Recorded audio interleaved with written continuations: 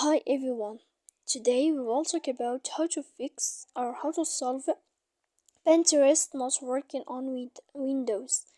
To know how to fix or how to solve Pinterest not working on Windows, you should just go to settings like this where we click. After that, in this page we go to apps, default apps, app settings. When you will see this list, you will go down to find the application of Pinterest and you will enter here. Then in this page you will go to click for stop. When you will end this, you will enter to storage. After that you will go to click clear cache. Then you will go to click clear data.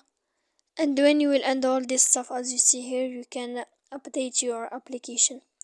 So please don't forget to support us by like and subscribe. See you next time in another video.